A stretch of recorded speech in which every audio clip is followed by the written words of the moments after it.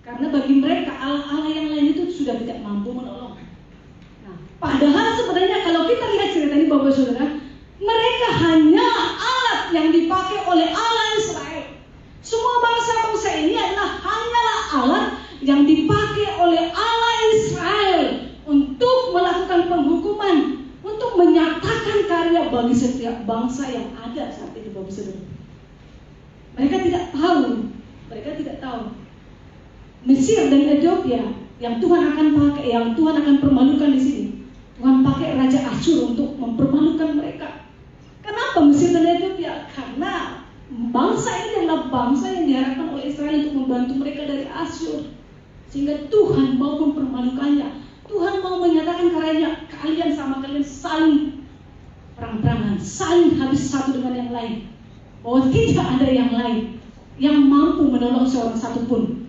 Walaupun tadinya bangsa itu merasa bahwa dirinya hebat dibandingkan dengan bangsa-bangsa lain. Walaupun tadinya bangsa itu merasa bahwa dia lebih jago, lebih berkuasa daripada bangsa-bangsa lain, dan merasa bahwa bangsa-bangsa lain itu ada di bawah kakinya.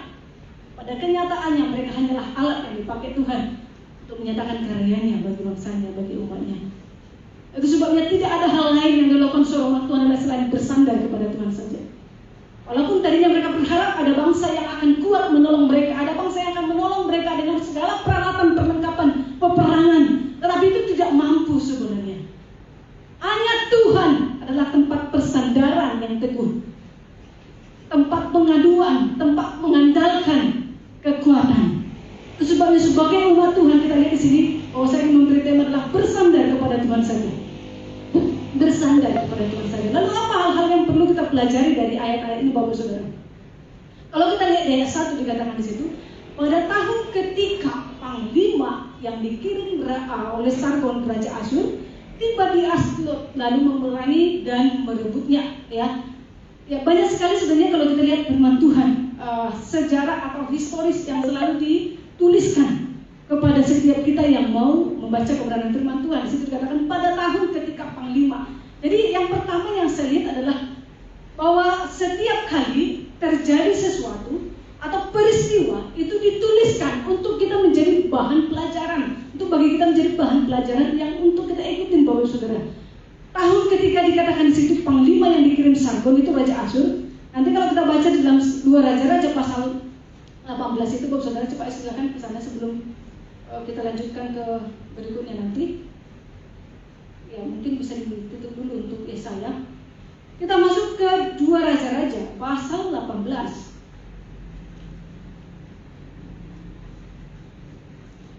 Ya supaya jelas kita tahu bahwa bangsa Asyur yang begitu sombong dan pongah ini pada akhirnya bagaimana cerita kehidupan mereka.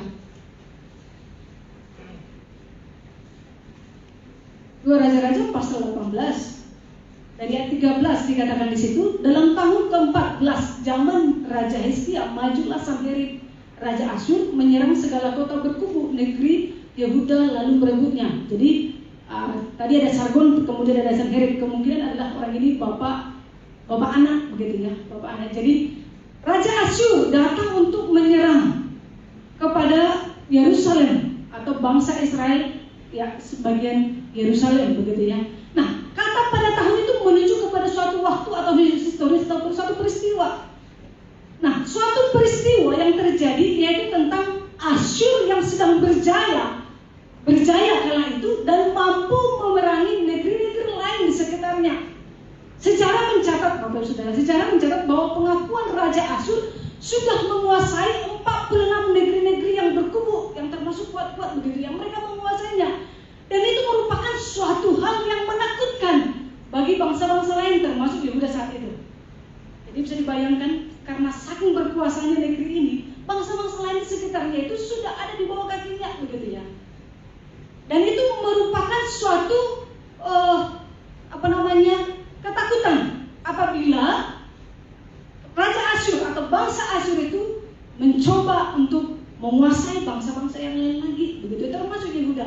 Karena Yehuda itu sebenarnya saat itu masih di dalam belum diperangi Raja Asyur karena ini sekitar tahun 700 ya. Yerusalem itu dibuang pada tahun sekitar 586 dimusnahkan, dibuang, diangkut ke Babel. Pada akhirnya Tuhan menyatakan penghukuman kepada mereka. Nah, sebelum itu terjadi, mereka sebenarnya tidak di bawah kuasa oleh Raja Asyur. Dan itu sebabnya bagi Yehuda sebenarnya itu sangat menakutkan, begitu ya. Nah, besar kemungkinan Bapak Ibu Saudara, besar kemungkinan bahwa bangsa-bangsa lain yang tadi tunduk di bawah kakinya itu mereka memberi upeti kepada bangsa Asyur yang membuat mereka semakin masyhur. Setiap bangsa harus menyerahkan apa yang diminta oleh Raja Asyur, dan itu membuat mereka semakin masyhur, Bapak Ibu Saudara. Nah, selain dikatakan negeri ini adalah negeri yang sangat elok, ya, kita lihat dalam 2 Raja-Raja 18 ayat 32, misalnya di situ dikatakan bahwa negeri kami itu sangat luar biasa. Dikatakan di situ ada gandum, banyak gandum, dan kemudian berair. Jadi sebuah negeri yang memang selain dia menguasai bangsa-bangsa lain, tapi negeri ini sendiri pun adalah negeri yang sangat subur dan makmur. Ya, banyak penghasilan-penghasilan yang mereka dapatkan di negerinya ini, ya. Dan kalau kita lihat sebenarnya negeri ini sangat terkenal juga di dalam Alkitab, karena inilah satu kota yang dibangun, satu negeri yang dibangun oleh Nimrod yang berkuasa pada zaman dulu. Kalau saudara baca dalam Kejadian pasal 10, itu sudah tuliskan di sana, ya. Seorang Nimrod yang sangat berkuasa, bahkan dikatakan badannya itu seperti raksasa. Dia mendirikan sebuah negeri itu namanya Asyur, ya. Jadi mereka itu sangat kuat dan menjadi penguasa. Kalau Bapak Saudara baca dalam Yesaya pasal 28 ayat 2. Jadi sebuah negeri yang sangat luar biasa sebenarnya.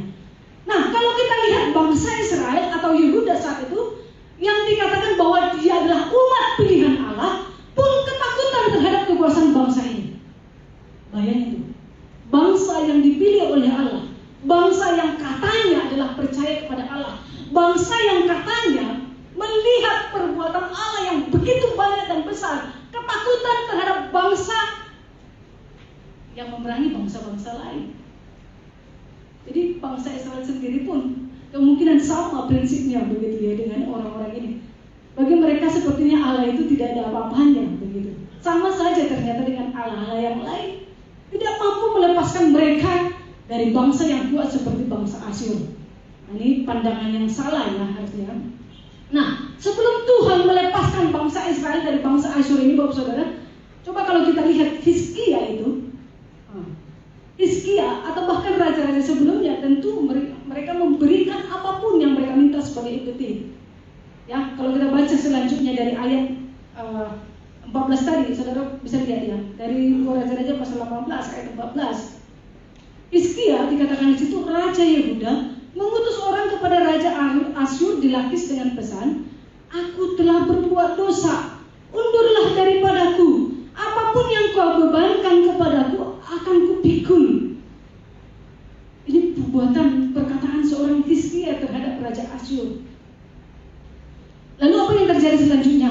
Oke lah, ya, oke, saya terima permintaanmu kira-kira sama Raja Asyur, begitu ya. Lalu apa yang dilakukan oleh Hizkia? Ayat 15.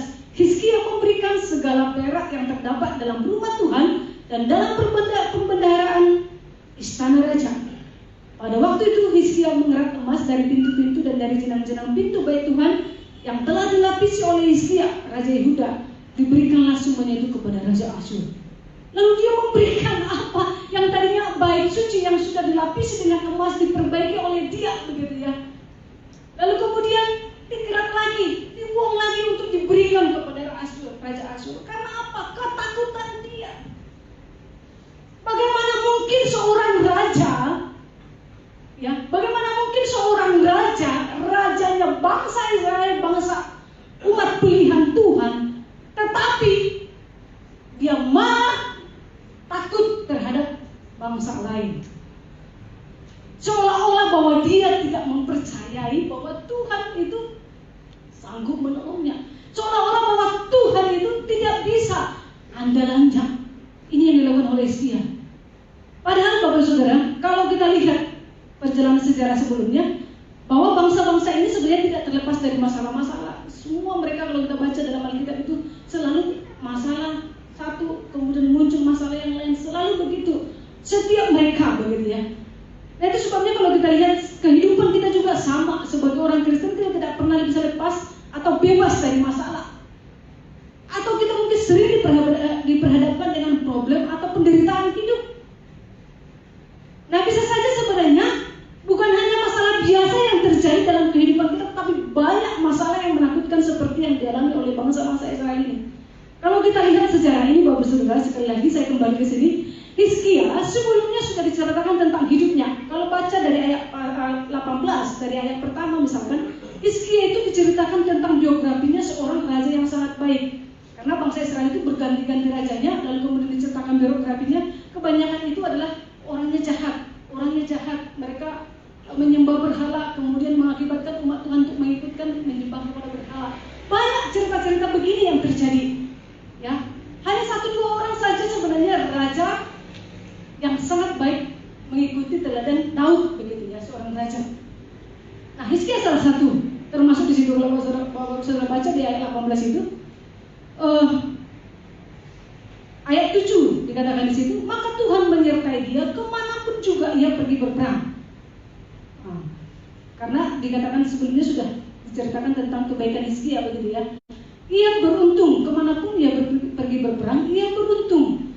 Ia memberontak kepada Raja Asyur dan tidak takluk kepadanya. Jadi sebenarnya perbuatan Hizkia itu sudah positif, sudah bagus, begitu ya.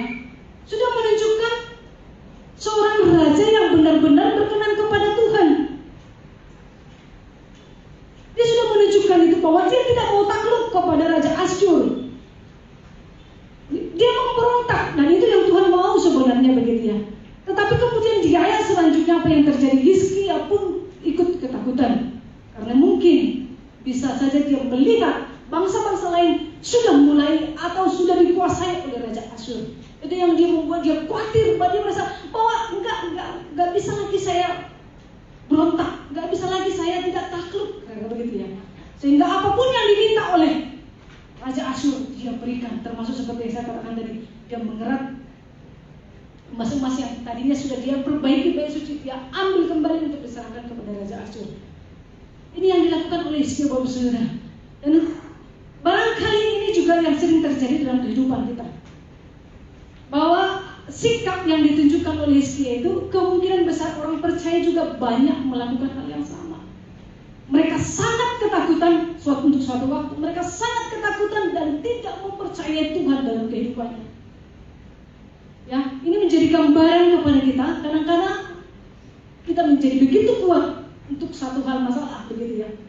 Seolah-olah kita tidak bisa dirubuhkan oleh apapun.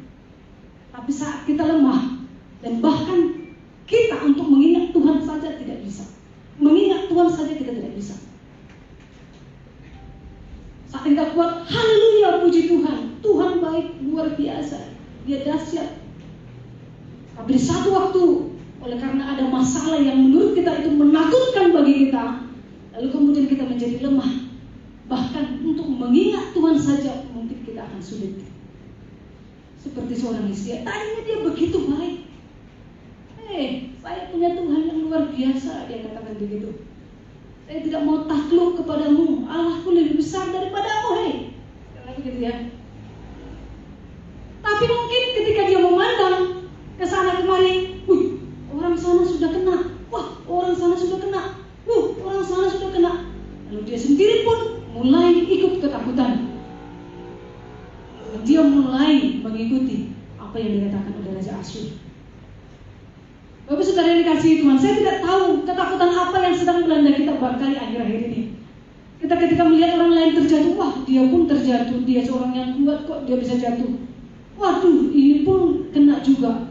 Padahal dia ini, misalkan kalau seorang sakit, dia ini paling menjaga makanannya, tapi dia sakit juga. Bagaimana dengan aku ya? Mulai kita khawatir, dan akhirnya kekhawatiran yang demikian, ketakutan yang demikian membuat kita tidak lagi mempercayai Tuhan, tidak lagi mengendalikan Tuhan, bahkan mengingat Tuhan dalam kehidupan kita pun kita tidak lagi. Dan ini saya akui bahwa semua orang mungkin pernah mengalaminya. Saya tidak mengatakan bahwa seorang hamba Tuhan bahwa dia adalah kuat, belum tentu, Bapak Saudara. Kalau kita lihat dalam perjanjian lama, terlalu banyak cerita-cerita yang demikian. Di suatu saat mereka sangat begitu kuat, tetapi di saat yang lain kekuatan yang tadi seolah-olah sirna, hilang begitu saja, menghilang tanpa bekas. Seperti seorang Elia, misalkan seorang nabi, Bapak Saudara. Dia baru saja melakukan mujizat, ketika dia bertanding dengan Nabi Baal 450 orang. Baal itu berteriak-teriak memanggil Allahnya, tapi tak satu pun Allahnya datang untuk menolong mereka, untuk melakukan perbuatan yang mereka harus lakukan saat itu. Sampai mereka akhirnya menoreh-noreh diri, gosok sana gosok sini, berdarah-darah sudah. Tapi Allahnya tidak datang, sampai sore Allahnya pun tidak datang. Lalu kemudian Elia cuma membuat sesuai dengan arahan Tuhan untuk membakar di situ. Dia buat parit, dikasih air, ya korban bakaran ya. Lalu dia bilang, Allah Israel datanglah. Dan kemudian tiba-tiba api datang untuk membakar korban bakaran yang disiapkan oleh Elia. Ya, karena sudah perjanjian barangkali begitu ya. Siapa yang kalah ya mesti dibunuh begitu ya. Baru saja membunuh 450 Nabi Baal tambah nabi-nabi yang lain, Bapak Saudara. Wow, hebat sekali. Dia bisa lakukan itu. Tapi ketika Isabel, istri Raja Ahab mendengar itu dan kemudian Isabel bilang, saya harus ketemu dengan Elia. Elia ketakutan.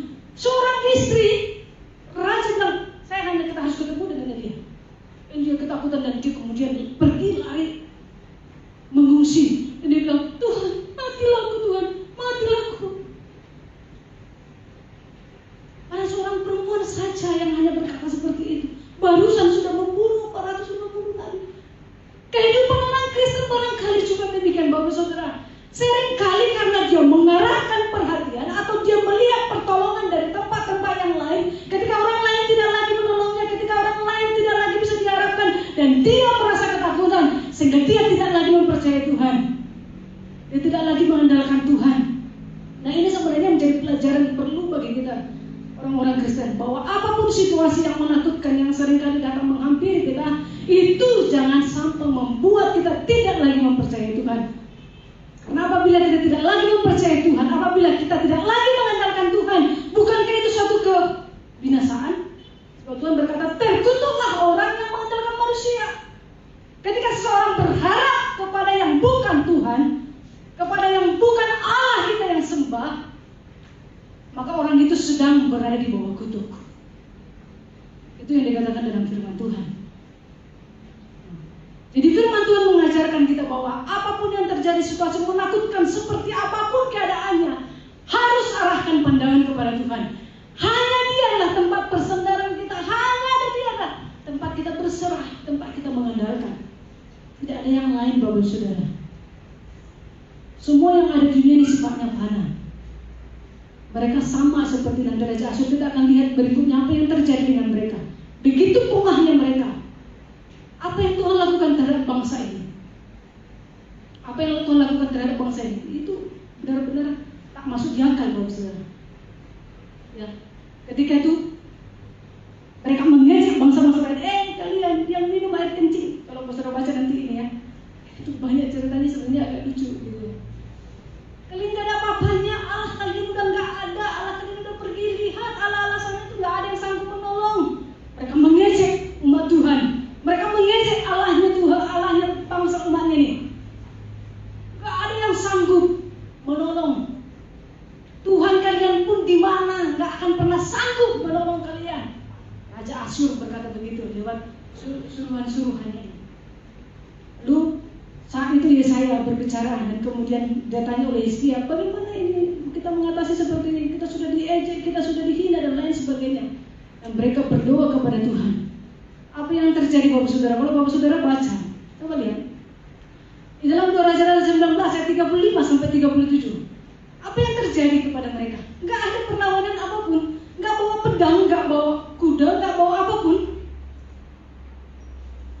2 Raja-Raja 19 ayat 35.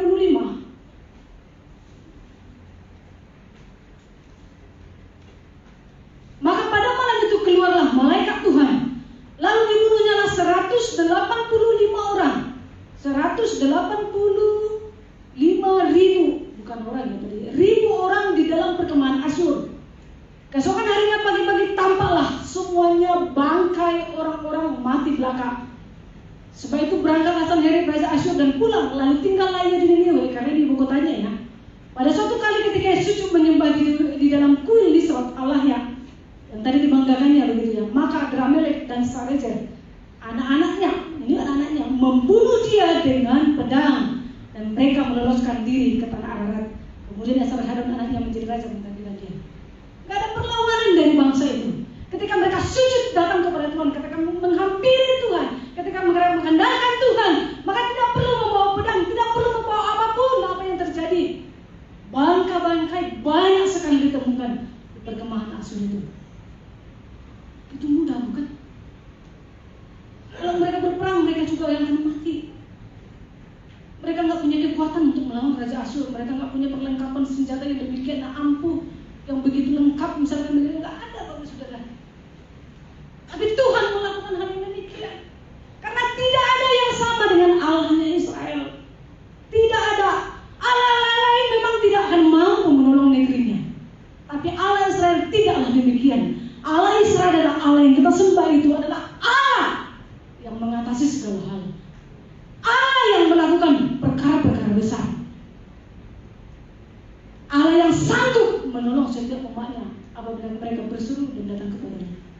Dia tidak akan pernah tinggal diam. Jadi masalah apapun yang terjadi dalam kehidupan kita, Bapak Saudara, sebenarnya itu adalah alat yang dipakai Tuhan untuk menyatakan karyanya. Cuma seringkali orang percaya atau kita itu menganggap bahwa Tuhan itu seolah-olah jauh dari kita. Kenapa hidupku selalu masalah dan lain sebagainya. Padahal sebenarnya itu cara yang dipakai Tuhan untuk menyatakan karyanya. Dan kamu akan melihat perbuatan-perbuatan yang demikian hebat dan luar biasa tanpa mengadakan perlawanan apapun. Inilah Allah yang kita sembah, Bapak Saudara. Jadi tidak ada yang lain sebenarnya harapan kita, tidak ada sebenarnya sandaran kita selain Tuhan. Allah yang begitu baik bagi kita. Saya rindu setiap kita orang-orang percaya mengandalkan Tuhan itu lebih dari apapun. Mempercayai Tuhan itu lebih dari apapun. Bersandar kepada Tuhan lebih dari apapun. Bukan kepada apa yang disiapkan atau apa yang ada di dunia ini. Kemudian yang kedua, Bapak Saudara, bahwa masalah sebenarnya adalah alat yang dipakai Tuhan untuk menyatakan karyanya. Kemudian yang kedua kita lihat adalah seorang hamba Tuhan. Kembali ke Yesaya tadi.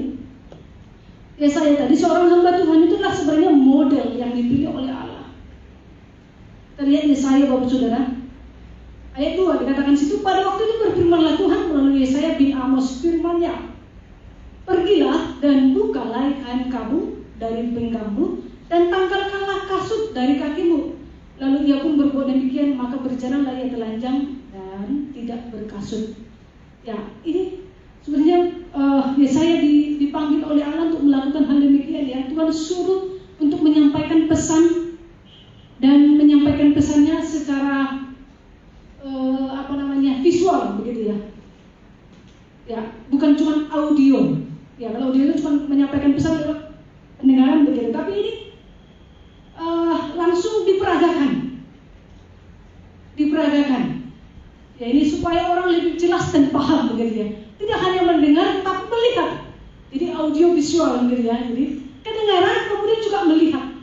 Ibaratnya kalau kita mengajar sama anak-anak, kalau saya berbicara seperti ini, anak-anak begitu kurang tangkap. Tapi kalau saya misalkan buat gambar, selain saya berbicara kemudian ada gambar, saya tunjukkan, ya, kemungkinan orang akan lebih cepat menerima dan menangkapnya begitu ya. Dan itu yang sedang Tuhan kerjakan melalui seorang Yesaya. Dan kalau kita lihat, Bapak Saudara, sebuah pesan yang sangat langka, sebuah peristiwa yang sangat langka. Namun dikatakan di sini bahwa seorang nabi harus taat, Bapak Saudara. Apa yang dilakukan oleh saya? Wah, Tuhan, itu memalukan. Mesti telanjang dan kaki tidak berkasut. Saudara bisa bayangkan itu bukan suatu pesan yang sangat mudah untuk dilakukan. Ya, telanjang di sini jangan diartikan lain-lain, Bapak Saudara ya. Ini bukan pornografi, bukan ya. Jadi ini bisa ditafsirkan seperti ini. Karena orang Israel itu kan pakai jubah ya. Nah, kalau dia pakai jubah itu kan ada baju dalaman. Ada baju dalaman di dalam, kemudian baru dipakai jubah, gitu ya. Jadi maksudnya jubahnya itu yang dibuang, jadi dalamannya tetap. Tapi itu termasuk kepada istilah telanjang bagi mereka. Jadi artinya itu sudah enggak umum. Karena yang umumnya adalah ketika mereka biasanya kalau bertemu satu dengan lain tentu mereka ada jubah. Mereka ada jubah, sampai pengemis pun ada jubah-jubahnya, bukan? Itu kebiasaan. Tetapi kalau misalkan jubahnya lepas, artinya itu sedang telanjang. Nah, itu sebenarnya yang terjadi kalau menurut penafsirannya. Jadi bukan benar-benar tanpa kain begitu, bukan, Bapak Saudara ya. Tetapi itu bukan hal yang mudah. Saya yakin daerah sana itu bukan daerah seperti kita jaket atau apa gitu kan. Waduh, udah panas-panas kok kamu masih pakai jaket begitu ya. Itu nggak mungkin. Kondisinya bukan seperti kondisi kita saat ini. Saya yakin daerah sana itu, apalagi kalau malam, itu sangat dingin. Dan kaki tidak mungkin tidak berkasut. Tetapi ini suatu perintah yang Tuhan suruhkan kepada Nabi Yesaya untuk dilakukan. Bukan perintah yang mudah, Bapak Saudara. Dan kita lihat Nabi ini sangat taat dengan apa yang Tuhan suruhkan itu. Dia tidak ada alasan membantah. Ya, sekalipun yang harus dilakukan adalah sesuatu yang sulit dan tidak mudah. Kenapa? Karena seorang hamba Tuhan, seorang nabi, atau orang percaya sebenarnya harus memiliki sikap demikian. Ya, ini bukan kategorinya, kan dia nabi, gitu ya. Bukan, Bapak Saudara. Karena dalam perjanjian baru tidak ada nabi. Yang adalah orang percaya, hamba Tuhan yang mana? Hamba Tuhan adalah hamba Tuhan yang percaya kepada Tuhan, itulah hamba Tuhan. Jadi untuk mungkin itu satu tugas yang enak atau seperti misalkan menyampaikan berkat, menerima berkat, itu tidak terlalu sulit untuk dilakukan. Tetapi apa yang dilakukan oleh Yesaya ini adalah hal tersulit. Dan kemudian apa yang disampaikan oleh Yesaya ini adalah sebuah pesan nubuatan penghukuman. Kalau menyampaikan berita berkat kan enak kan? Paling ada, khotbahnya luar biasa, berkat itu semua orang senang. Siapa sih nggak senang dengan berita berkat?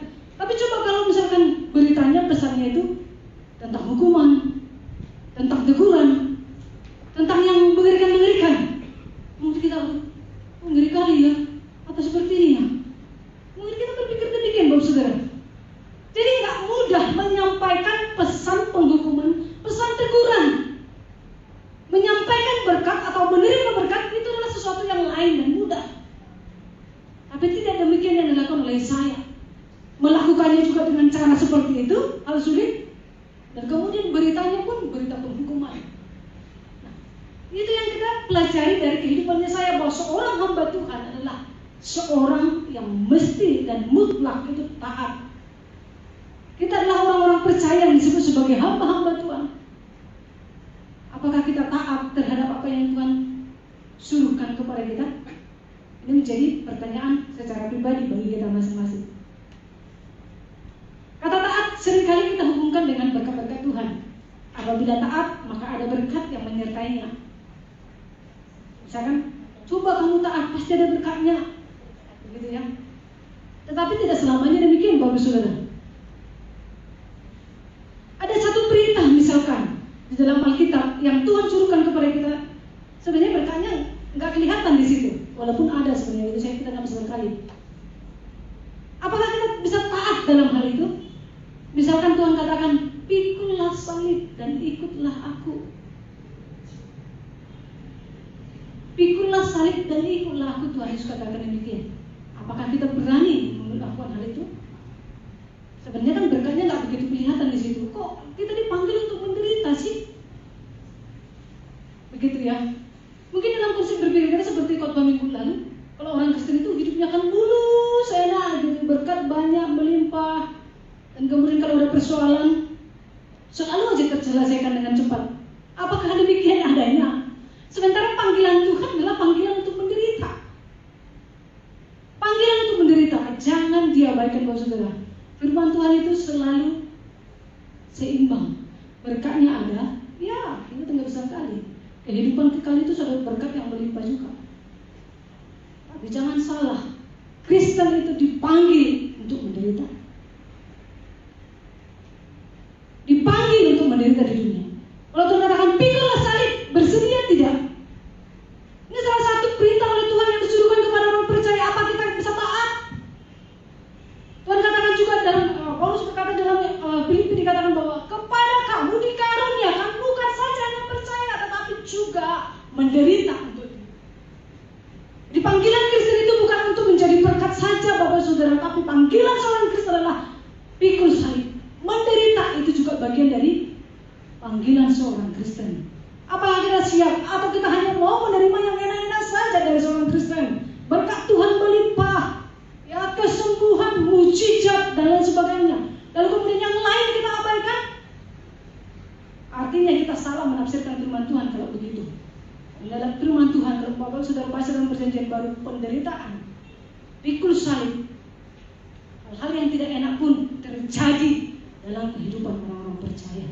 Seorang hamba Tuhan ialah harus menjadi model bagi orang-orang lain. Bagaimana seorang hamba Tuhan, orang Kristen, taat di dalam penderitaan yang Tuhan suruhkan kepadanya. Apakah dia bisa mengikutinya? Apakah seorang Kristen begitu mudah goyah kehidupannya ketika dia terjadi masalah dalam kehidupannya, lalu dia meninggalkan Tuhan? Berarti dia tidak taat dengan apa yang Tuhan suruhkan kepadanya. Artinya orang itu tidak bisa jadi model yang dipakai oleh Tuhan untuk menjadi berkat bagi orang lain. Tapi apabila seseorang bertahan sabar di dalam penderitaan yang menghampiri kehidupannya, orang itu bisa menjadi model dan berkat bagi orang lain. Tuhan mau kita taat terhadap apapun yang Tuhan suruhkan kepada kita. Entah itu berkat, entah itu penderitaan. Seperti seorang Yesaya, hamba Tuhan yang taat kepadanya. Maka ini yang perlu kita pelajari sebagai orang Kristen. Jangan menjadi orang Kristen yang murah dan gampangan. Kalau berkat saja, haleluya, puji Tuhan. Tetapi apabila menerima penderitaan, apabila diperhadapkan dengan persoalan yang menakutkan, bagaimana sikap sebagai orang Kristen? Apakah taat terhadap penderitaan yang Tuhan suruhkan itu atau tidak? Ini sangat penting bagi kita supaya kita menjadi bukan orang Kristen yang murahan saja, Bapak Saudara. Imannya itu paling goyah-goyah saja. Hanya karena godaan seorang laki-laki misalkan gitu ya. Seorang laki-laki untuk masuk ke pelaminan barangkali begitu. Ya, apakah Anda siap, Bapak Saudara? Ini yang sering kali terjadi. Banyak anak muda-mudi gampang sekali tergoda dalam hal itu. Mereka tidak taat terhadap Tuhan. Hal sepele. Dan kemudian bisa jadi juga memang gak masuk di akal. Tetapi apakah sikapnya seperti Yesaya bisa taat kepada Tuhan? Ada seorang anak kecil namanya Mark. Anak ini masih berusia 5 tahun. Lalu dia datang ke gereja. Dia mau melihat kakaknya yang sedang ikut pelatihan paduan suara. Ya. Lalu sambil menunggu kakaknya latihan, dia melihat seorang pendeta sedang sibuk mengerjakan sesuatu. Lalu tergerak hatinya ingin bantu gitu ya. Apa yang dikerjakan gara-gara Pak Pendeta masih kecil, Bapak Saudara. Lalu dia ternyata melihat Pak Pendeta sedang menyiapkan sebuah salib untuk dipergunakan acara pasca nanti, begitu ya. Lalu Pak Pendeta bilang, "Mak, saya mau keluar, boleh minta tolong tungguin sebentar salib ini karena sedang dicat supaya dia kering. Saya sudah semalaman mengerjakannya, begitu ya. Jadi kamu bisa tungguin sampai saya datang kembali." Pendetanya berkata kepada Mak yang kecil itu. Lalu Mak berjanji, "Iya Pak Pendeta, saya akan tunggu, saya akan jaga," begitu ya. Lalu Pak Pendeta pergi entah kemana. Lalu kakaknya udah selesai latihan, dan dia melihat adiknya di sana. "Ayo kita pulang," kakaknya mengajak dia. "Enggak, saya belum mau pulang." "Kenapa? Saya disuruh Pak Pendeta jagain salib ini." "Kan salibnya sudah kering. Ayo pulang saja, nggak apa-apa, pendetanya entah di mana juga nggak kamu tahu. Gak usah tunggu saja," gitu. "Enggak, saya sudah janji tadi, saya sudah harus tungguin salib ini di sini." Lalu kakaknya bilang, "Bodoh kamu. Ngapain kamu tungguin begitu? Ngapain kamu jagain? Mungkin nggak ada yang mau menyuruh atau apa begitu ya." Kakaknya marahin dia, Bapak Saudara. Tapi anak kecil itu dia tahu jiwa taat. Apa yang disuruhkan oleh Pak Pendeta dia lakukan. Sampai hari Pak Pendeta datang dan kemudian dia menemukan masih di situ menjaga salib itu. Seringkali hal-hal sepele, Bapak Saudara, tapi kita tidak taat. Bagi orang lain itu bodoh kamu ya. Iya. Kenapa kamu harus lakukan itu? Itu nggak logika. Barangkali orang lain akan memberi penilaian seperti itu. Tetapi yang namanya kalau kita taat, mau logika tidak logika, kita pasti mengikutinya. Dan inilah yang Tuhan inginkan dari seorang Kristen yang benar. Tentu untuk ketaatan itu, Bapak Saudara, gak ada cara lain selain kita juga bersandar kepada Tuhan. Kita tidak ada kemampuan sebanyak kekuatan untuk melakukannya kalau kita pun tidak bersandar kepada Tuhan. Taat kepada Tuhan itu pun adalah pekerjaan Tuhan juga. Itu sebabnya untuk kita taat pun kita harus berserah kepada Tuhan, kita harus bersandar kepada Tuhan. Karena Dia akan memberikan kita kemampuan untuk taat melakukan apa yang Tuhan suruhkan kepada kita. Yang ketiga, Bapak Saudara, yang terakhir, kalau kita lihat dari ayat 5 misalnya gitu ya, pasal 20 dari ayat 5 tadi ya saya, dikatakan di situ, maka orang akan terkejut dan malu karena Ethiopia, pokok pengharapan mereka, dan karena Mesir, kebanggaan mereka. Dan penduduk tanah pesisir ini akan berkata pada waktu itu, lihat, begini nasib orang-orang yang kami harapkan. Kepada siapa kami melarikan diri minta pertolongan supaya diselamatkan dari Raja Asyur? Bagaimana mungkin kami terluput? Kalau kita lihat di sini bahwa sebenarnya adalah hukuman kepada Mesir dan Ethiopia seperti yang saya katakan tadi. Jadi hal-hal yang perlu kita pelajari dari firman Tuhan pagi hari ini adalah hukuman itu adalah cara Allah untuk memanggil umatnya. Hukuman itu adalah cara Allah memanggil umatnya. Kalau kita perhatikan ayat-ayat ini Bapak Saudara, ternyata Mesir dan Ethiopia itu semula itu sangat diharapkan oleh bangsa Israel untuk menolong mereka dari bangsa Asyur. Tapi sebelum mereka menolong bangsa Israel, Tuhan sudah menghukum mereka terlebih dahulu dengan memakai tangan Raja Asyur. Jadi Tuhan mampu memakai kesombongan suatu bangsa untuk menghukum kesombongan bangsa yang lain. Semua ada dalam kendali Tuhan. Semua dalam kendali Tuhan. Suatu bangsa pun tidak ada yang bisa lepas dari Tuhan. Dengan kata yang lain sebenarnya Bapak Saudara, bangsa-bangsa itu pun sebenarnya tidak dapat melakukan apapun terhadap bangsa-bangsa lain sesuai dengan kehendak mereka sendiri. Nggak akan pernah mampu. Karena kalau kita lihat di sini yang memegang kendali adalah Tuhan sendiri. Nampaknya seolah-olah kami menang melawan bangsa yang sana. Sebenarnya itulah cara Tuhan. Itu adalah perbuatan Tuhan begitu ya. Seolah-olah Dia menang terhadap bangsa lain. Tapi mereka tidak tahu bahwa Tuhan sedang memakai mereka untuk memerangi bangsa yang lain. Nah, tujuan Tuhan sebenarnya membuat hal-hal ini Bapak Saudara. Gak ada yang lain selain mereka bisa mengenal Allah dan memanggil umatnya kembali kepadanya. Ini tujuan Tuhan. Kalau kita baca dalam Yesaya, misalkan semua Yesaya, kitab-kitab ini ada 66 kitab ya Saudara ya. Itu dari pasal 1 sampai pasal 40. Itu bicara tentang penghukuman kepada siapa? Penghukuman kepada bangsa ini, penghukuman kepada bangsa ini.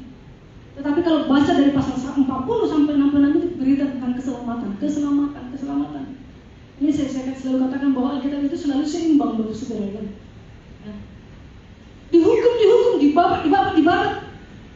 Tetapi Dia menunjukkan kasih, yaitu keselamatan berikutnya kepada orang yang dihukum tadi Bapak Saudara. Jadi tujuan Tuhan adalah bukan untuk membinasakan suatu bangsa, bukan untuk membawa suatu bangsa, tetapi tujuan Tuhan bagaimana bangsa yang ditegur ini, bangsa yang dihukum ini bisa kembali kepada Tuhan. Itu cara Tuhan. Kalau kita lihat dalam Yesaya pasal 29 ayat 16, Yesaya pasal 29 ayat 16 dikatakan di sini, dan bagi kaum Israel mereka tidak lagi menjadi kepercayaan yang mengingatkan kesalahan Israel. Kalau Israel berpaling kepada mereka untuk meminta pertolongan, dan Mesir akan mengetahui bahwa akulah Tuhan Allah. Jadi tujuan Allah melakukan penghukuman sebenarnya tidak ada yang lain selain bangsa-bangsa ini mengenal Tuhan. Selain bangsanya atau umatnya itu percaya kepada Tuhan, kembali kepada Tuhan. Jadi bukan untuk membabat, hukuman itu memang Tuhan pakai. Jadi itu hanya alat yang Tuhan pakai untuk membabat seolah-olah begitu ya. Kemudian menegur segala sesuatu, dilakukan penghukuman. Tujuannya sebenarnya adalah memanggil bangsa itu bertobat, menerima keselamatan dari Tuhan. Jadi Tuhan bukan secara khusus menjaga Israel itu menginginkan bangsa lain menjadi umatnya, bangsa pilihannya, terus kemudian yang lain saya tidak perlu. Bukan kita sedang memilih apa gitu ya, memilih sebuah minuman lalu kemudian saya mau minum ini, saya nggak perlu yang lain gitu. Tuhan bukan demikian. Sebenarnya tujuan Tuhan yang utama adalah kalau saya pakai yang ini supaya yang lain ini juga boleh melihat dan mereka boleh datang kepadaku. Kasih Tuhan itu kepada semua bangsa, ya, bukan cuma bangsa Israel. Kasih Tuhan itu kepada semua bangsa. Israel itu hanya alat, harusnya bangsa-bangsa lain boleh melihat, datang kepada Israel untuk percaya kepada Tuhan. Nyatanya ini gagal. Israel, enggak begitu ya. Jadi semua perbuatan yang Tuhan lakukan, penghukuman yang Tuhan lakukan, sebenarnya tujuannya cuma satu, bangsa lain, bangsa yang lain, siapapun bertobat dan kembali kepada Tuhan. Karena Tuhan membawa keselamatan. Karena mereka kalau tidak di dalam Tuhan, tentu mereka akan binasa. Jadi hukuman yang pakai Tuhan itulah alat untuk memanggil umatnya. Bapak saudara yang dikasihi Tuhan, mungkin sebenarnya sama juga dalam kehidupan kekristenan kita. Hukuman Allah ini sepertinya kita mungkin anggap itu seperti proses kehidupan kita. Ada masalah misalkan itu atau ada apa proses kehidupan yang menyakitkan, kita merasa bahwa itu kita sedang dihukum oleh Tuhan, seperti itu ya. Tetapi sebenarnya tidaklah demikian Bapak Ibu Saudara. Kalau orang Israel waktu itu dihukum karena ketidakpercayaan mereka, karena mereka mengandalkan bangsa-bangsa lain, mereka menduakan Allah atau tidak setia, atau dengan mempercayai nilai lain. Sebenarnya Allah melakukan itu karena Allah cemburu. Ya kalau kita lihat nanti dalam Yesaya pasal 37 ayat 32, banyak juga di ayat yang lain, Allah cemburu begitu ya. Dia mau menjadi prioritas satu-satunya. Allah mau menjadi Allah satu-satunya yang disembah, yang dipuji oleh semua bangsa begitu ya. Jadi kecemburuan Tuhan itu, kecemburuan Allah itu bukanlah karena keegoisan Allah, tetapi karena kasih akan manusia sehingga manusia bisa diselamatkan. Nah, kehidupan kita ya, kalau kita tarik ke dalam kehidupan kita sekarang Bapak Saudara, kita seringkali berhadapan dengan suatu proses yang tidak menyenangkan. Ini yang saya katakan tadi, bisa saja kita ini anggap sebagai hukuman. Tetapi dalam perjanjian baru, Yesus sudah membayar lunas semua ini. Tidak lagi, orang percaya tidak lagi berada di bawah hukumannya. Itu dikatakan dalam firman Tuhan. Karena kematian Yesus di atas kayu salib menanggung segala dosa kita. Jadi orang percaya tidak lagi berada di bawah penghukuman, melainkan di dalam kasih Allah. Tetapi yang tidak dapat kita pungkiri bahwa proses kehidupan seringkali menyakitkan. Kita bisa alami masing-masing. Saya tidak tahu proses apa yang sedang melanda hidup saudara. Mungkin bisa jadi karena kena sakit penyakit. Kenapa demikian? Mungkin bisa saja masuk kepada satu proses hidup di mana ekonomi saudara sedang ambruk atau ambrol gitu ya. Ada banyak yang lain, proses-proses yang lain yang seringkali kita kena, seringkali menghampiri kehidupan kita. Itu adalah sebuah proses sebenarnya.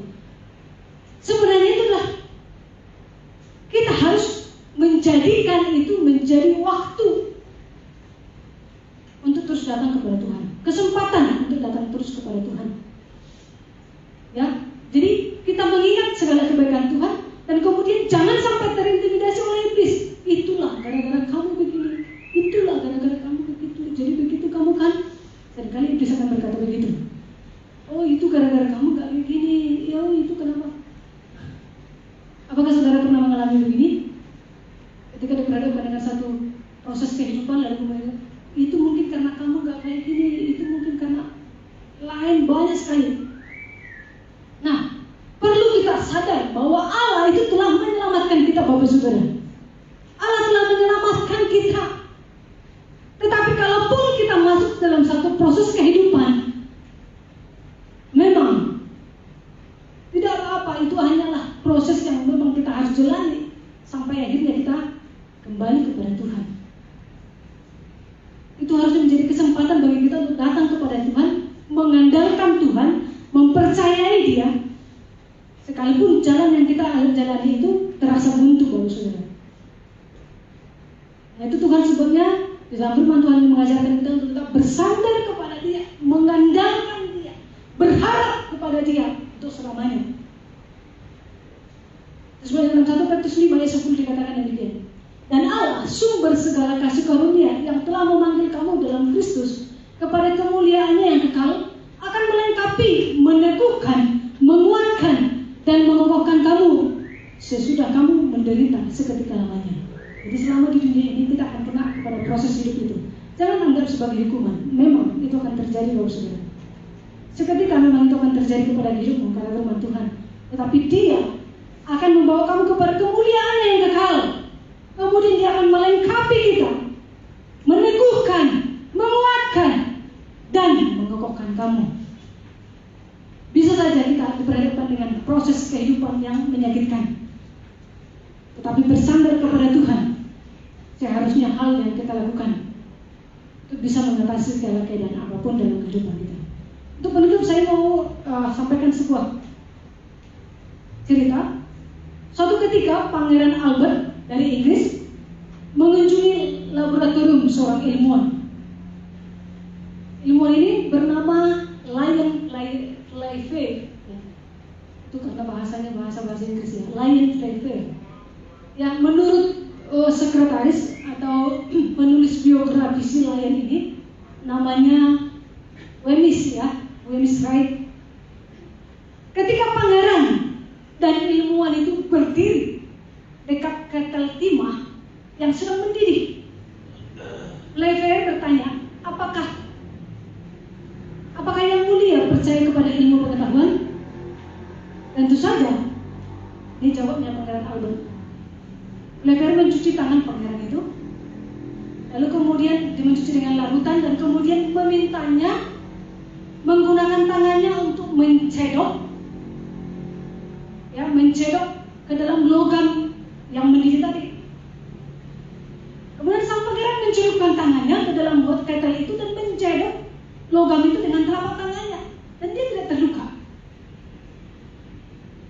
Nah, jikalau Pangeran Albert ini saja percaya kepada seorang ilmuwan, betapa harusnya dia lebih lagi percaya kepada Allah pencipta langit dan bumi. Tangannya tidak apa-apa ketika dia mencedok itu timah yang begitu panas, karena dia percaya dia lakukan. Bukankah Allah melebihi ilmu pengetahuan? Bukankah Allah adalah Allah yang sungguh luar biasa? Bukankah Allah itu adalah Allah yang melakukan berbagai perkara-perkara luar biasa? Bukankah Allah itu adalah layak dipercayai? Maka seharusnya kepercayaan kita terhadap Dia jauh lebih besar terhadap apapun yang ada di dunia ini, termasuk ilmu pengetahuan. Kalau dengan ilmu pengetahuan aja, ilmu pengetahuan suruh colok, kita bisa ya, kita beli rice cooker lah gitu ya, colok di situ dan kamu tidak apa-apa begitu ya. Kita colok, tekan ini, tekan itu, kita lakukan semua itu. Kita percaya dan Anda tidak apa-apa. Bagaimana dengan Tuhan? Apakah sikap percaya yang demikian yang kita pakai kepada Tuhan? Mempercayai Dia sepenuhnya, bersandar kepada Dia, mengandalkan Dia sepenuhnya. Ini yang Tuhan rindu terjadi kepada orang Kristen, mempercayakan kehidupannya sepenuhnya kepada Tuhan. Amin. Untuk kebenaran firman Tuhan, mari kita berdoa. Tuhan, terima kasih untuk kebenaran firman-Mu. Kami sangat terbatas untuk memahami dan mengerti, tapi Roh Kudus adalah Allah yang tidak terbatas. Dia sanggup memberi pengertian-pengertian yang baru bagi tiap-tiap pribadi kami sesuai dengan kebutuhan kami. Berkarya Tuhan bagi setiap kami. Firman Tuhan, ya dan amin dan berkuasa. Kami tahu Dia lebih berkuasa dari ilmu pengetahuan apapun. Kami tahu firman Tuhan tidak bisa disejarkan dengan pengetahuan-pengetahuan yang lain yang ada di dunia ini. Sebabnya kami mempercayakan seluruh kehidupan kami kepada-Nya, bersandar sepenuhnya kepada Tuhan penyelamat kami, penolong kami. Maka apapun yang sedang mengganggu kehidupan kami, yang sedang datang mengkhawatirkan kami tidak mau melihat, mempercayakan kehidupan kami kepada sebuah ketidakpastian yang ada di dunia ini. Kami mau mempercayai Tuhan dalam kehidupan kami bersandar kepada-Mu sepenuhnya. Karena Engkau berkata dalam firman-Mu, memang diberkatilah orang yang mengandalkan Tuhan, yang menaruh harapannya kepada Tuhan. Kami rindu menjadikan orang-orang Kristen yang menaruh harapan sepenuhnya kepada Tuhan, bersandar kepada Tuhan, mengandalkan Engkau dalam kehidupan kami. Ini tujuan kami Tuhan, supaya hidup kami tidak sia-sia, hidup kami menyenangkan Engkau selama kami ada di dunia. Doa kami Bapa, di dalam nama Tuhan Yesus kami berdoa.